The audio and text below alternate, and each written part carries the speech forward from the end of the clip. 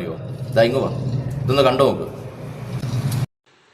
നാം വർഗീയവാദികൾ അല്ല. വർഗീയവാദി എന്ന് പറഞ്ഞാൽ ഒരു വർഗത്തിന്റെ ആശയം മറ്റൊരു വർഗത്തെ അടിച്ചേൽപ്പിക്കുകയാണ്. അത് നാം ഒരിക്കലും ചെയ്തിട്ടില്ല. വർഗീയവാദം നമുക്ക് ഇല്ല. അതുപോലെ ടെററിസം എന്ന് പറയുന്ന ഭീകരപ്രവർത്തനം അത് നമുക്ക് ഒരിക്കലും അനുവദനീയമല്ല. അതിവിടെ ആവശ്യവുമില്ല, അനുവദനീയവുമല്ല. എല്ലാ മതങ്ങൾക്കും വളരാനും പ്രവർത്തിക്കാനും പൂർണ്ണമായ സ്വാതന്ത്ര്യം. എങ്ങനെ സഹിക്കും ഇതൊക്കെ അല്ലേ?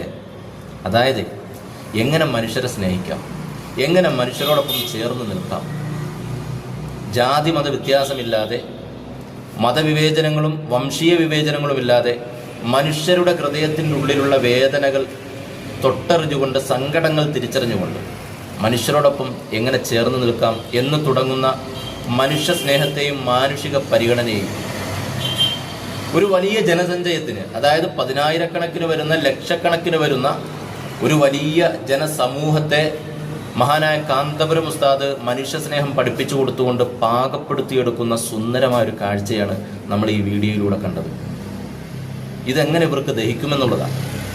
കാരണം ഇവർക്ക് വേണ്ടത് ഹിന്ദുവും മുസ്ലിമും പരസ്പരം തമ്മിലടിക്കണം, മുസ്ലിമും ക്രിസ്ത്യാനിയും പരസ്പരം പടവെട്ടണം, എന്നിട്ട് എല്ലാ വിഭാഗത്തിൽ നിന്നും കുറേ ആളുകൾക്ക് ജീവൻ പൊലിയണം, കുറേ വിധവകളെ സൃഷ്ടിക്കണം, കുറേ അനാഥകളെ സൃഷ്ടിക്കണം, എന്നിട്ട് ഇവരെ പോലെയുള്ള പ്രമുഖർക്ക് ഇവിടെ നിന്ന് ജയ് ശ്രീരാം വിളിക്കണം.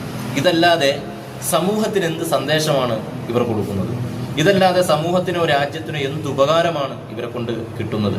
കഴിഞ്ഞുപോയ ഇന്നലകളിൽ ഇവർ ജനങ്ങളെ പാകപ്പെടുത്തി, മനുഷ്യരെ പാകപ്പെടുത്തി, മനുഷ്യരെ കൊന്നു തള്ളാനും മതസ്പർദ്ധയും മതചിത്രതയും ഇവിടെ വളർത്താനും ആ രൂപത്തിലെല്ലാം മനുഷ്യരെ പാകപ്പെടുത്തി എന്നുള്ളതിൻ്റെ തെളിവുകൾ എമ്പാടുമുണ്ട്.